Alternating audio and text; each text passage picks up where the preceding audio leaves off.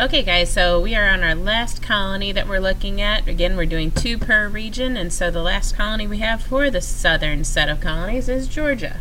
And so again, like I've always said, make sure we're thinking about how these colonies, how Georgia compares to some of the others that we've read about. What are its likenesses and differences in comparison to the other colonies that we've read about. Georgia. The southern colony of Georgia was started in 1732 for 2 main reasons. First, the British government wanted to keep the Spanish from moving north because the Spanish were already in Florida to the south. The second reason was that some wealthy Englishmen, they wanted to help the poor people escape debtor's prison. Debtors are people who owe money, which is the same thing as they have a debt. At that time, debtors in England, they went to jail if they could not pay their bills. A colony in America could provide opportunities for the poor people to support themselves. So those were the 2 main reasons that Georgia was founded. Okay. Climate and geography of Georgia were ideal for growing certain crops. The winters were mild, the summers were hot and humid. The southern part of the colony had swampland, the low wet areas. Swampland was good for growing rice and indigo, which was a plant that was used to make blue dye or coloring. In the north, the forest provided lumber for homes. Hang on a second, I gotta move the camera.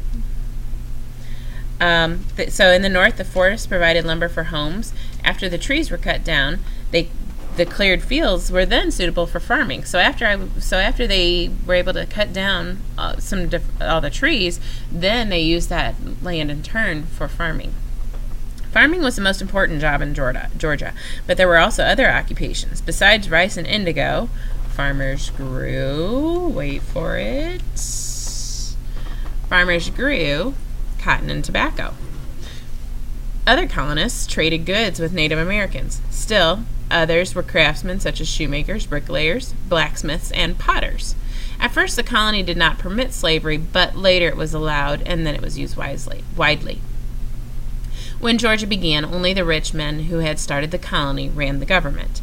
They passed laws that they thought were the best for the colony. In 1752, however, these men turned the control of the colony back over to the British king. The king allowed the white men to elect an assembly.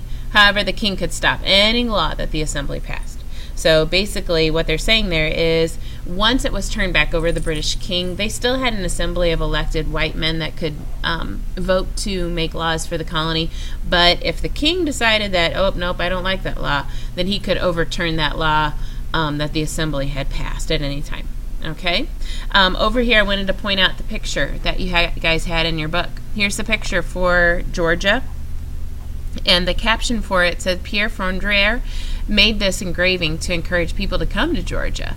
The founders hoped to provide a place where poor people could avoid falling into debt. So they thought that was almost kind of like a safe haven for those poor people to go to, and so that they would not they would not go into debt, or they wouldn't go into debtor's prison. So it was kind of seen as that was one of the reasons for its founding. Okay. So again, think about how Georgia is similar and different. There was a lot of differences with Georgia, especially for the reasons that it was founded. So think about how some of these things were similar or different to some of the other colonies that we've read about. Okay? All right, we'll see ya.